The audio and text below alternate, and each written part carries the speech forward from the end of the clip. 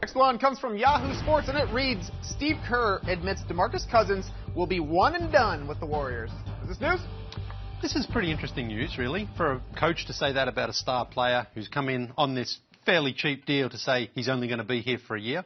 But I actually think this does point back a little bit to DeMarcus being ejected from the game against the Knicks last Friday night. Sort of, listen, you're not playing, you're not on the roster right now, or not on the team right now. Just pull your head in a little bit. So you think this has to do I think a little bit with of a message, the ejection? The weird... Because it's something that the team doesn't need, especially from a player who hasn't even suited up for the Warriors yet. So I think it's just a gentle reminder because, look, if Cousins come back and is a star player, I know that they don't have a lot of cap space, they have other priorities, but they probably will try to figure out a way to retain him if they can. But I think this is just Steve Kerr saying, when you're on the bench like that, you don't need to get into it with officials. That's just my sort of take on it. What do you think?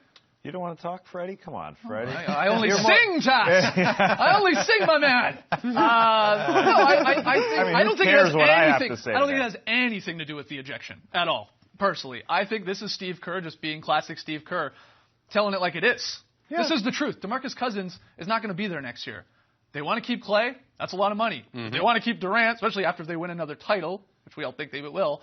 They want to keep him over those two guys. So he's just saying, look, we brought him in. What an unbelievable, what's the word? That they can have a guy like Cousins just come in, a luxury to have him come in and just rehab.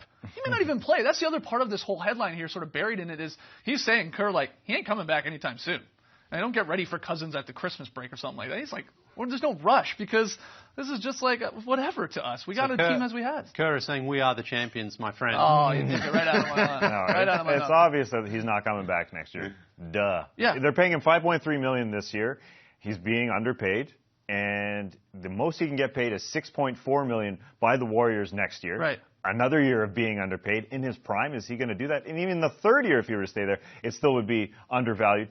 Plus, they have to pay so much luxury tax. They're paying him $5 million. It costs $22 million. I just don't see it happening. It's a one and done. That's what it is. It works out for all parties involved. He's going to want to get paid this offseason. Any chance that he goes back to the Pelicans? Anthony Davis trying to sort of say, hey, come on back here, saying he's sort of hopeful. You don't think so? Unlikely. I think they would have made it happen last offseason if it was going to happen. You think Cousins is a little sour about that, maybe?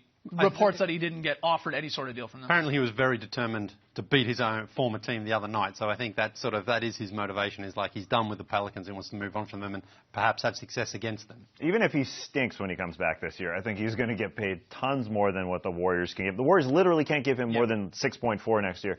I think there's a built-in excuse if he doesn't work out with this team this year. Okay, he's with this amazing team that they couldn't figure it out, but next year he could be a star somewhere else. As long as he's healthy, he's getting paid big bucks. Big bucks.